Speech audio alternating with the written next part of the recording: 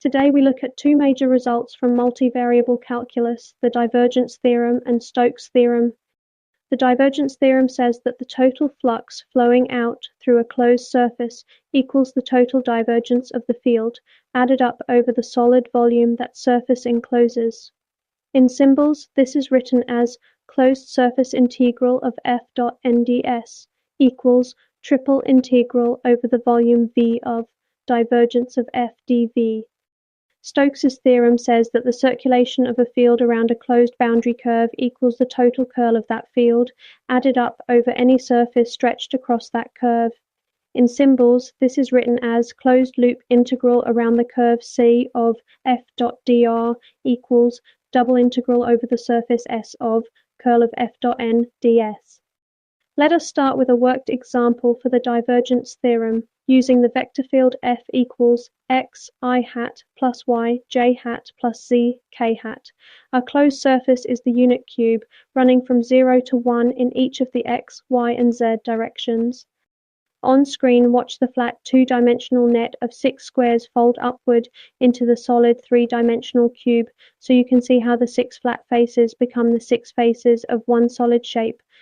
First, we find the divergence of f by taking curly d by curly dx of x plus curly d by curly dy of y plus curly d by curly dz of z. Each of these three pieces equals 1, so the divergence of f equals 1 plus 1 plus 1, which is 3. Now we compute the volume integral of the divergence over the cube. Since the divergence is the constant value 3 everywhere inside the cube, the triple integral equals 3 times the volume of the cube. The volume of the unit cube is 1, so this integral equals 3 times 1, which is 3. Now separately, let us compute the flux directly by adding up the flow through each of the 6 faces of the cube. On the face where x equals 1, the outward normal points in the I hat direction and f dot n equals x, which is 1 across that whole face, so this face contributes 1. On the opposite face, where x equals 0, f dot n equals x, which is 0 everywhere on that face, so this face contributes 0. By the same reasoning, on the face where y equals 1, f dot n equals y, which is 1, so this face contributes 1, and on the face where y equals 0, it contributes 0.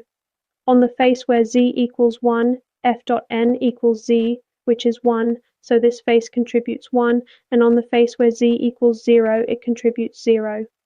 Adding up all 6 faces, we get 1 plus 0 plus 1 plus 0 plus 1 plus 0, which totals 3. Check step, the direct flux calculation gave 3, and the volume integral of the divergence also gave 3, so the two sides of the divergence theorem match exactly. Now let us check Stokes' theorem using a new vector field, f equals negative y I hat plus x j hat plus 0 k hat. Our boundary curve is the unit circle in the xy plane, and our surface is the flat unit disk that this circle encloses. On screen, watch the flat two-dimensional disk tilt into three-dimensional space, so you can see the disk sitting flat with the circle as its rim and the upward normal vector pointing straight out of the page. First, we find the curl of f.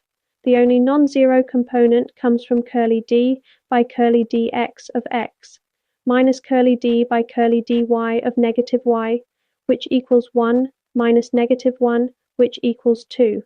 So curl of f equals 0 I hat plus 0 j hat plus 2 k hat. Now we compute the surface integral of the curl over the disk.